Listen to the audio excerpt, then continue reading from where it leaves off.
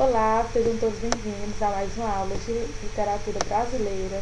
Você que é novo aí, se inscreve no nosso canal, comenta, compartilha, deixa o seu link, tá certo? É muito importante para que a gente possa continuar mandando os vídeos para o YouTube, certo? Eu sou a professora Adilane Ângelo, professora de língua portuguesa e redação. Estou aqui hoje para falar um pouquinho sobre o modernismo no contexto geral, ok? Sejam todos bem-vindos primeiramente, espero que gostem da aula.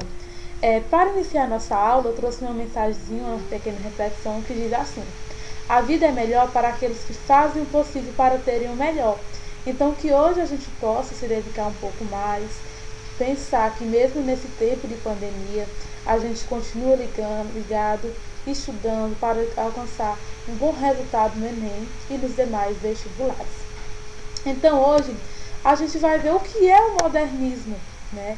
Que muitas pessoas não conhecem ainda. O modernismo ele foi um movimento artístico-cultural da primeira metade do século XX. Esse movimento, como o próprio nome já diz, modernismo, ele foi um período que veio para trazer modernizações, antecedido por Semana de Arte Moderna, que foi o início, e o pré-modernismo.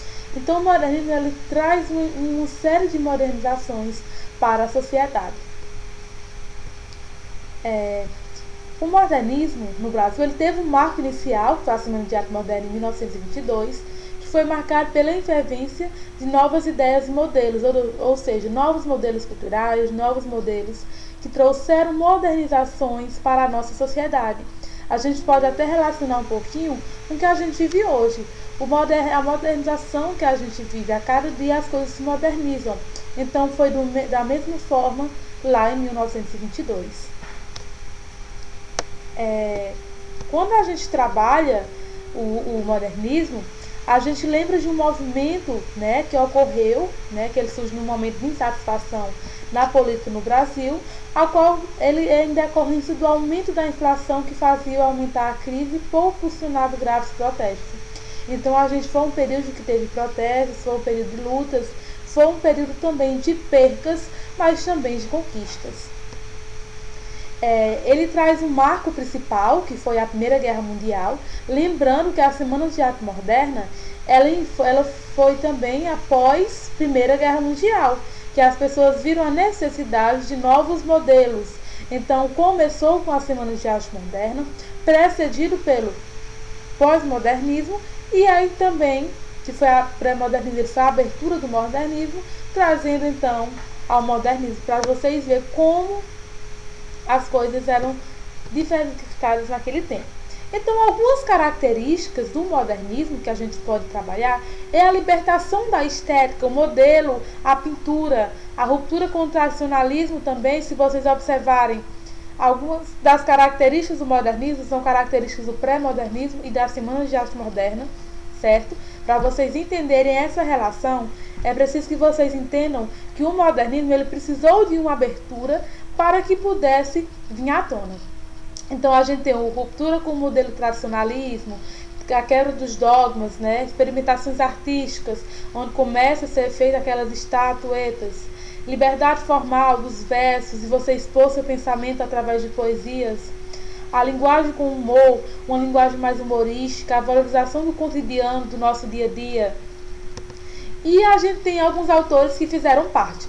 Uma das obras literárias que marcam o modernismo é a obra Macunaíma, porque Macunaíma ele vai trabalhar o herói sem caráter, ele vai trabalhar um pouquinho também da nossa formação do brasileiro, mostrar que o brasileiro ele é feito de inúmeras formas, certo? Manuel Bandeira, Carlos Drummond de Andrade, vem Rachel de Queiroz com 15, que é uma obra que trabalhou o nordestino, que trouxe essa valorização. Jorge Amado com Capitães de Areia, Érico Veríssimo, Graciliano Ramos com Vidas Secas, Vinícius de Moraes, Cecília Meireles, João Cabral de Melo Neto, Clarice Lispector, Guimarães Rosas foram os principais autores desse período. Nessa figura aqui, vocês vão entender que traz uma parte do modernismo, né? O modernismo versus o pós-modernismo. Lá no modernismo começou a mostrar a realidade dos fatos, mas com o tempo, com o pós-modernismo, ele trouxe também outras realidades, ele trouxe também outros conceitos para a sociedade. A primeira fase do modernismo era conhecida como fase heróica, diante que ela buscava a renovação da estética, do cubismo, do futurismo, do realismo e do surrealismo, que ia trabalhar mais as questões sociais, as questões do cotidiano. E esse período ele tem uma grande característica, porque ele foi um período radical, foi um período que trouxe inúmeras mudanças.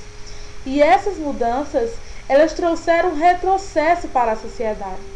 Então, com a publicação de revistas e manifestos de formação de grupos modernistas, o modernismo ele foi ganhando mais força, ele foi ganhando mais compreensão. Então, revistas que aderiram ao movimento foi a Clash, em 1922, a Estética, a revista Terra Roxa e Outras Terras, e a revista Antropofágia, porque essa revista ela foi o principal marco, a principal fonte de divulgação do modernismo. Aqui a gente tem uma imagem da Clash, que foi uma também das revistas que inauguraram. E a gente tem os manifestos. Primeiramente, a gente tem um manifesto do Pau-Brasil. Esse movimento modernista, verde e amarelismo, ele foi um movimento antropofágico que tomou lugar na primeira fase do modernismo. Lembra que eu falei que é fase heróica? Pois pronto. Pois ele apresentou diferentes formas de abordagem patriótica, ou seja, ele trouxe inovações, ele trouxe uma série de revoluções. E esse movimento que teve início em 1924, ela veio a partir do livro Pau-Brasil, de Oswald de Andrade, que é a ilustração de sua esposa, a artística plástica Tássilo do Amaral, que é aquela figura da antropofagia, certo? E a gente tem também, só para ressaltar, o movimento Pau-Brasil é um movimento nativista que defendia a poesia brasileira da exportação. Aqui a gente tem a imagem que relata isso, né? A imagem do manifesto do Pau-Brasil, que foi para o Oswald de Andrade, que trouxe também inúmeras contribuições. E esse movimento antropofágico foi uma corrente de vanguarda que marcou a primeira fase modernista no Brasil. Ele foi liderado, né, por Oswald de Andrade, Tássilo do Amaral, e a finalidade principal era a estrutura, uma cultura de caráter nacional, uma cultura que mostrasse realmente como era o Brasil, como era o país que a gente vivia. Aqui é a obra, o símbolo do movimento antropofágico, né? Todo mundo conhece essa figura, é uma figura que representa a literatura brasileira em si, uma figura que traz inúmeras finalidades, mostra o sertão, mostra a nossa cultura brasileira. E a gente tem também a proposta do movimento, que era assimilar outras culturas, ou seja, pegar a cultura da África, da China, do Chile, do Japão e misturar para fazer a nossa cultura. Nossa cultura ela é composta de inúmeros países, traz um pouco da Espanha, um pouco da Argentina, um pouco dos Estados Unidos e assim por diante. A divulgação desse movimento era a revista da Antropofagia, publicada em São Paulo. Já o número trazia o Manifesto Antropofágico, que o termo antropofágico foi utilizado como associação ao auto-ruminar, assimilar, deglutir. A ideia, portanto, era transfigurar a cultura, principalmente a europeia de caráter nacional. Se vocês observarem, a gente tem inúmeras características que são do movimento antropofágico. E a gente tem um movimento também que marcou esse período também, que foi um movimento regionalista, em 1926, que é um dentre os manifestos publicados na primeira fase do modernismo no Brasil. Então esse manifesto também, ele ganhou ainda mais força com o período, que ele foi na verdade um conjunto de declarações que foram feitas pelos grupos modernistas regionalistas da cidade de Recife, porque a Semana de Arte Moderna também ela ocorreu no Recife, onde iniciou esse marco principal. A semelhança dos grupos, ele era formado por escritores em virtude das opiniões concordantes acerca da renovação cultural que estava sendo vivida no nosso país. O grupo modernista regionalista de Recife era liderado pelo destacado sociólogo pernambucano Gilberto Freire, em 1900 a 1987. Essas declarações foram apresentadas no primeiro Congresso Regionalista, que restituiu o movimento nordestino.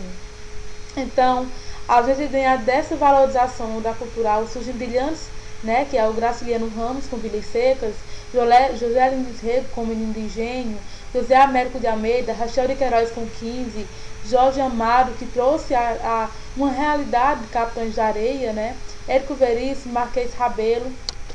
E a gente tem também um movimento que ele faz parte também do nosso contexto, que é o movimento verde-amarelo ou o movimento verde-amarelismo, que é um grupo que surgiu na primeira fase do modernismo, né, que foi constituído por Menotti, Fidel Pichia, Plínio Salgado, Guilherme Almeida e Cassiano Ricardo.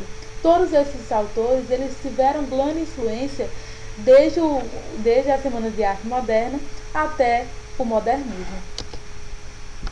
E também a gente vale lembrar um pouquinho sobre Oswald Andrade, que escreveu o Manifesto da Poesia do Pau-Brasil. Quem tiver a oportunidade de ler, eu recomendo, que é um livro espetacular que retrata a luta do Nordeste, retrata a luta do nosso cotidiano. A gente tem outro movimento também, né, que ele é de grande influência dentro do nosso contexto, que é o movimento verde-amarelo, que decorre como forma de reação do modelo nacionalista preconizado pelo escritor Oswald de Andrade.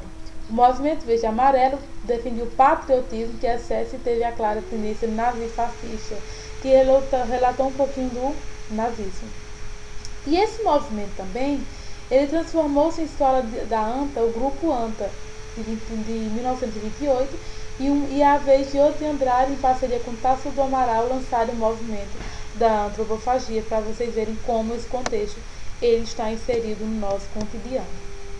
O ufanismo, né, que também a gente não pode esquecer de falar, que ele define a escola da ANTA como uma característica, né, ele trata da exaltação do Brasil, da vontade de mostrar como o Brasil é, o que é que ele tem, mostrar a nossa ideologia fascista, que também era presente nesse manifesto. A gente viu o nazismo, mas também a gente viu o fascismo.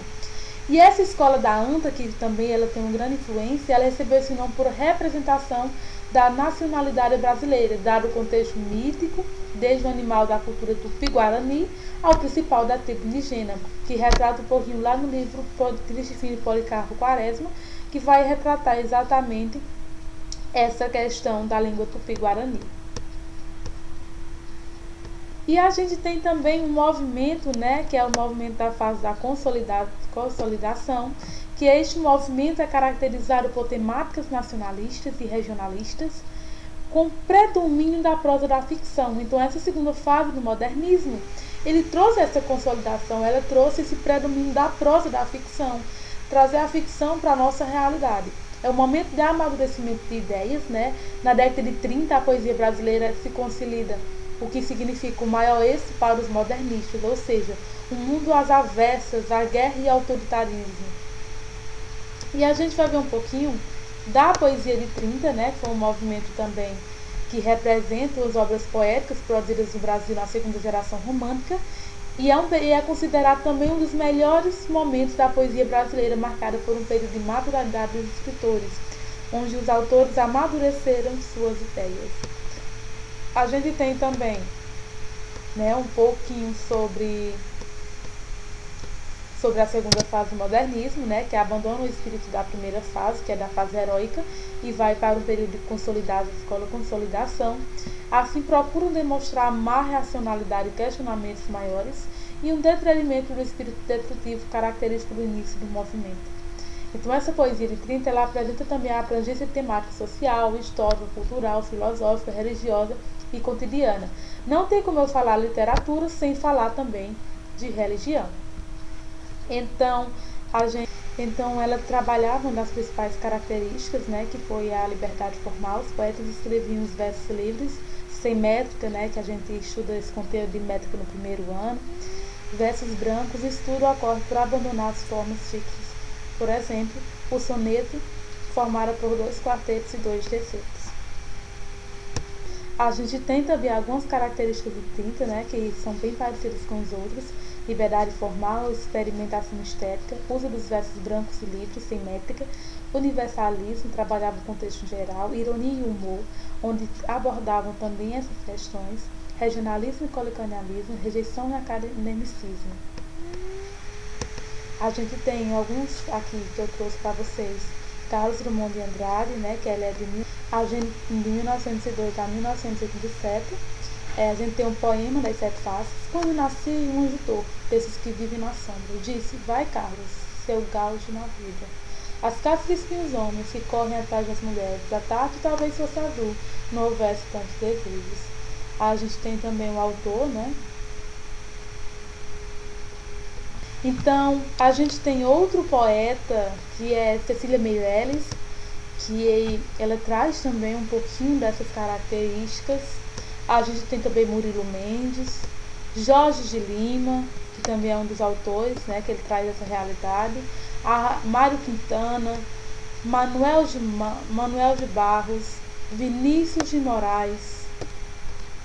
E a gente tem, por último, a terceira geração do modernismo, que ela é conhecida como fase pós-moderna.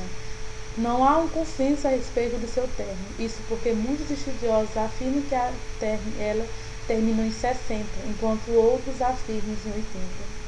Nesse contexto, momento, tem-se um predomínio da diversidade da prosa, com a prosa urbana, a prosa intimista e a prosa regionalista.